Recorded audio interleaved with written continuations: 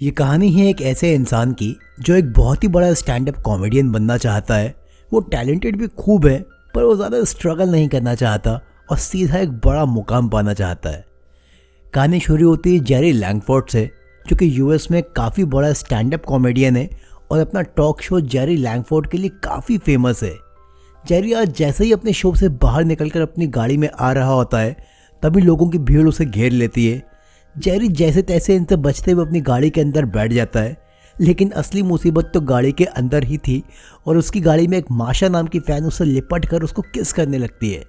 Jerry तुरंत माशा को छोड़कर गाड़ी के बाहर आ जाता है और अब यहाँ एंट्री होती है रूपर्ट पपकिन की, जो कि जेरी का एक बहुत ही बड़ा फ़ैन है और जेरी की मदद करता है। रूपर्ट माशा को गाड़ी के बाहर निकालता है और खुद जेरी के साथ गाड़ी के अंदर बैठ जाता है। हालांकि जेरी को उसका गाड़ी के अंदर उसके साथ बैठ जाने का रवैया पसंद नहीं आता है, पर रूपर्ट उसे रिक्वेस्ट करता है कि वो उससे बस थोड़ी सी बात करेगा और उसके बाद उसकी गाड़ी से उतर जाएगा। जेरी की गाड़ी के पास जमा हो रही भीड़ को देखते हुए जेरी उसकी बात मान जाता है। अब रास्ते में रूपर्ट जेरी को अपने बारे में बताता है कि वो उसका वाकई एक बहुत बड़ा फ़ैन है और वो खुद भी एक बड़ा स्टैंड अप कॉमेडियन बनना चाहता है। रूपर्ट जेरी से कहता है कि उसको इसमें उसकी मदद चाहिए। वो जेरी से कहता है कि वो उसे अपने शो में as a guest host invite करे। जेरी उससे पूछता है कि क्या तुमने इससे पहले कभी कहीं स्टेज पर कॉमेडी करी है। रूपर्ट कहता है कि नहीं, वो सीधा उसके शो में ही आना चाहता है। जेरी रूपर्ट से कहता है कि उसे पहले छोटे लेवल पर स्टार्ट करना चाहिए और जब वो वहाँ सक्सेसफुल हो जाएगा तो वो उसके शो में आ सकता है। पर रूपर्ट इस बात को समझने को तैयार नहीं होता है और जेरी से जिद करने लगता है कि वो काफ़ी टैलेंटेड है और वो सीधा उसके शो में ही आना चाहता है। जेरी के समझाने पर भी जब रूपर्ट नहीं समझता है, तब जेरी उससे अपना पीछा छुड़ाने के लिए उसकी बात मान लेता है और उसको प्रॉमिस करता है कि कल वो उसके ऑफिस में फ़ोन करे, वो उसे पक्का अपने शो में बुला लेगा। इसके बाद रूपर्ट रात में एक बार में जाता है जहां वो अपनी स्कूल फ्रेंड रीता से मिलता है, जो कि करंटली एक बार टेंडर होती है। रीता और रूपर्ट एक दूसरे को अपने हाई स्कूल टाइम से जानते हैं। रूपर्ट आज लगभग 16 सालों बाद रीता से अपने दिल की बात कहता है और इसके बाद ही ये दोनों डेट पर जाते हैं। रूपर्ट उसे बताता है कि उसकी जेरी से बात हो गई है और जल्दी वो एक बड़ा स्टार बनने वाला है और वो कॉमेडी का नया किंग होगा। रीता को ये सुनकर विश्वास नहीं होता है, क्योंकि जेरी क्यों ही किसी को एक रात में स्टार बना देगा। पर रूपर्ट उससे कहता है कि कल के बाद तुम्हारा शक यकीन में बदल जाएगा। रूपर्ट यहाँ रीता को एक डायरी दिखाता है जिसमें उसने काफ़ी सारे सेलिब्रिटीज़ के ऑटोग्राफ्स लिए होते हैं और इस डायरी के फ्रंट पेज पर रूपर्ट ने खुद का भी ऑटोग्राफ दिया होता है। रीता उसकी ये हरकत देखकर अब उसको कुछ अजीब नज़रों से देखने लगती है, पर वो अभी उससे ज़्यादा कुछ भी नहीं कहती। शायद बिल उसको रूपर्ट से ही भरवाना होगा। इसके बाद रूपर्ट रीता को उसके घर पर ड्रॉप कर देता है और अपने घर पर आकर अपनी कॉमेडी की प्रैक्टिस करता है। और ये होता है इस मूवी का सबसे दिलचस्प सीन, जहां हम देखते हैं कि रूपर्ट ने अपने घर पर जेरी के टॉक शो का एक नकली सेटअप बनाया होता है, जिसमें जेरी का कार्डबोर्ड साइज फिगर भी होता है और वो पूरे रियल फील के साथ ये मानकर प्रैक्टिस करता है कि जेरी ने आज उसे अपने शो पर बुलाया है। इसके अगले दिन रूपर्ट जेरी से मिलने के लिए उसके ऑफिस में फ़ोन पर फ़ोन करता है, लेकिन उसको हर बार यही बताया जाता है कि जेरी अभी मीटिंग में है। रूपर्ट यहाँ हार नहीं मानता है और वो सीधा जेरी से मिलने के लिए उसके ऑफिस में चला जाता है। ऑफिस के रिसेप्शन एरिया में पहुँचकर रूपर्ट जेरी से मिलने के लिए कहता है। रिसेप्शनिस्ट के चेक करने पर उसको रूपर्ट नाम के किसी भी इंसान की कोई अपॉइंटमेंट नहीं दिखती है और वो रूपर्ट से अपॉइंटमेंट लेने के लिए कहती है। रूपर्ट उससे कहता है कि उसकी कोई ऑफिशियल अपॉइंटमेंट नहीं है, वो जेरी से पर्सनली मिलना चाहता है और जेरी ने कल रात ही उससे आज ऑफिस में आकर मिलने के लिए बोला था। अब रिसेप्शनिस्ट इस शो के प्रोड्यूसर की सेक्रेटरी केटी को फ़ोन लगाती है और इस बार वो उसकी सीधा रूपर्ट से बात करा देती है। रूपर्ट को केटी ने यहाँ से जाने के लिए बोला होता है और ये बात रिसेप्शनिस्ट को ना मालूम चले, इसके लिए रूपर्ट तुरंत फ़ोन काट देता है और रिसेप्शनिस्ट से कहता है कि उसने उसे वेट करने के लिए बोला है और रिसेप्शन एरिया में बैठकर जेरी का वेट करने लगता है। रूपर्ट को यहाँ इंतज़ार करते हुए देर हो जाती है और यह देखकर रिसेप्शनिस्ट दोबारा से केटी को फ़ोन लगाती है और इस बार केटी बाहर आकर रूपर्ट से मिलती है। केटी उससे पूछती है कि फ़िलहाल वो क्या कर रहा है और रूपर्ट जब उसे बताता है कि फ़िलहाल वो सिर्फ अपनी कॉमेडी की प्रैक्टिस करता है, तो केटी उसे उसका रिकॉर्डेड टेप लाने के लिए कहती है, जिसे सुनकर वो उसको आगे बताएगी। केटी ने ऐसा सिर्फ रूपर्ट को यहाँ से भगाने के लिए किया होता है, लेकिन रूपर्ट को लगता है कि ऐसा केटी ने जेरी के कहने पर किया है और वो ऑफिस के बाहर आ जाता है। अब जैसे ही रूपर्ट ऑफिस से बाहर आता है तो जेरी की पागल फ़ैन माशा उसका वेट कर रही होती है, वही लड़की जो जेरी की कार में घुसकर उससे लिपट रही थी। माशा और रूपर्ट दोनों ही एक दूसरे को पहले से जानते होते हैं क्योंकि इन्होंने कई बार साथ में जेरी के ऑफिस के बाहर उसका वेट किया होता है। माशा रूपर्ट को एक लेटर देती है और उससे कहती है कि प्लीज़ प्लीज़ प्लीज़ उसे जेरी तक पहुंचा दो, क्योंकि माशा को लगता है कि जेरी और रूपर्ट के बीच अब एक अच्छी बातचीत है और रूपर्ट थोड़ा भाव खाते हुए उससे ये लेटर ले लेता है। रूपर्ट आज घर जाकर अपने सेट पर काफ़ी मेहनत से अपना टेप रिकॉर्ड करता है और अगले दिन ही जेरी के ऑफिस में पहुंच जाता है।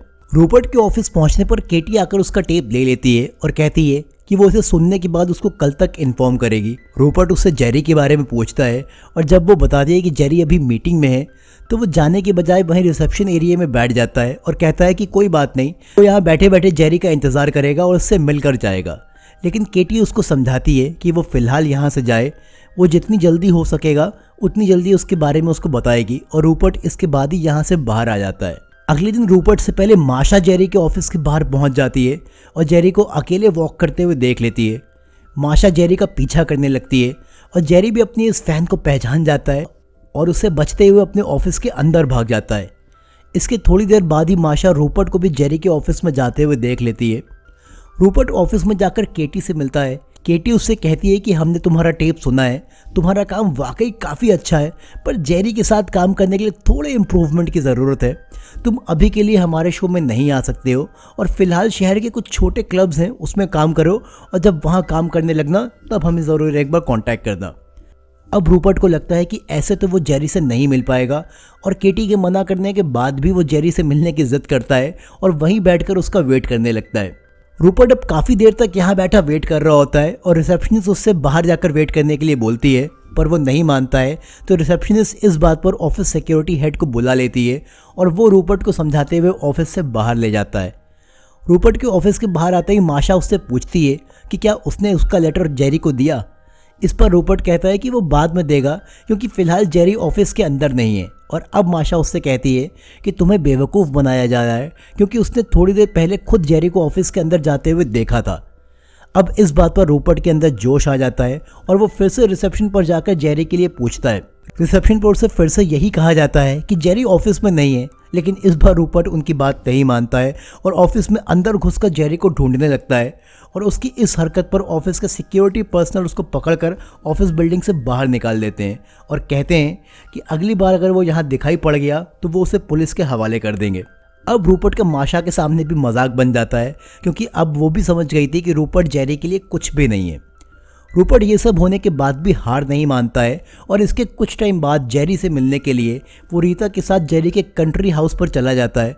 रूपर्ट के पहुंचने पर जेरी घर पर नहीं होता है और रूपर्ट घर के केयरटेकर जॉनो को बोलता है कि जेरी ने उसे मिलने के लिए बुलाया है।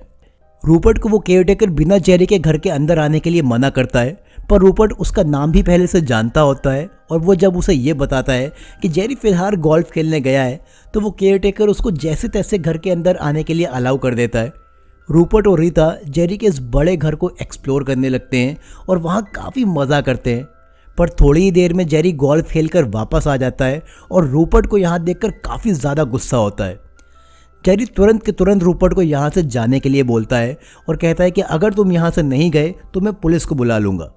रूपर्ट के लिए थोड़ा शॉकिंग था क्योंकि अभी तक तो वो अपने सपनों की दुनिया में जी रहा था और आज उसका ख्वाब टूटा है। वो आखिरी बार जेरी से बात करने की कोशिश करता है और अपना टेप उसे देकर एटलीस्ट एक बार तो सुनने के लिए कहता है, पर जेरी उसे बहुत ही साफ बोल देता है कि वो तुरंत उसके घर से निकल जाए और वो उसे अपने शो में नहीं बुलाने वाला है। और रही बात उस दिन कार में हुई बातचीत की, तो वो मैंने बस तुमसे अपना पीछा छुड़ाने के लिए कहा था। और अब जाकर रूपर्ट के फाइनली समझ में आ जाता है कि यहाँ उसकी बेइज्जती हो रही है और वो रीता के साथ यहाँ से चला जाता है। इसके बाद का सीन रूपर्ट और माशा पर शिफ्ट होता है और ये दोनों जेरी को किडनैप करने जा रहे होते हैं। ये गाड़ी में वेट कर रहे होते हैं और जेरी के अकेला होते ही ये लोग उसे किडनैप कर लेते हैं और उसको लेकर माशा अपने घर पर आ जाती है। जेरी को गन पॉइंट पर लेकर रूपर्ट उससे कहता है कि उसे ठीक वैसा करना होगा जैसा वो उससे कह रहा है। रूपर्ट जेरी से उसके शो के प्रोड्यूसर को फ़ोन लगवाता है और जेरी कहता है कि आज रात मेरी जगह न्यू किंग ऑफ कॉमेडी नाम का इंसान स्टेज पर आएगा और परफॉर्म करेगा, और अगर ऐसा नहीं किया गया तो ये लोग मुझे जान से मार देंगे। प्रोड्यूसर अपने ऑफिस में ये सुनकर काफ़ी शॉक्ड होता है और थोड़ी देर बाद FBI के आने पर उनके साथ एक मीटिंग करता है जिसमें जेरी का वकील भी शामिल होता है। ये लोग मीटिंग में ये डिसाइड करते हैं कि इन्हें जेरी की बात माननी चाहिए या नहीं, क्योंकि इनका शो स्टेज पर 7 बजे शूट होगा और टीवी पर रात में 11 बजे दिखाया जाएगा। इन्हें इस बात का डर होता है कि वो नया इंसान कहीं किसी टेररिस्ट ग्रुप से ना हो और चैनल पर कुछ उल्टा सीधा बोलकर अपना मकसद ना पूरा कर ले।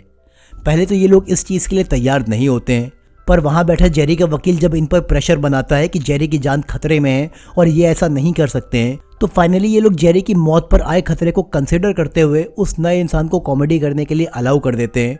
पर ये लोग डिसाइड करते हैं कि ये सिर्फ 7 बजे के लिए ही होगा और अगर उस नए इंसान ने सब कुछ ठीक किया होगा तभी ये शो टीवी पर दिखाया जाएगा, वरना नहीं। अब सीन शिफ्ट होता है माशा के घर पर, जहाँ रूपर्ट जेरी को एक कुर्सी पर टेप से बांध देता है और उससे कहता है कि वो उसे किसी भी तरह का कोई नुकसान नहीं पहुंचाएगा, उसे बस उसके शो में जाने का अपना सपना पूरा करना है। रूपर्ट जेरी को रीता की जिम्मेदारी पर छोड़कर उसके शो के लिए निकल जाता है और शो में बैक स्टेज जाकर केटी को अपना नाम द किंग बताता है। पहले तो केटी उसे वहाँ से निकालने वाली होती है, पर जैसे ही रूपर्ट किंग बोलता है तो वो उसे तुरंत अंदर बैठे FBI ऑफिसर्स के पास ले जाती है।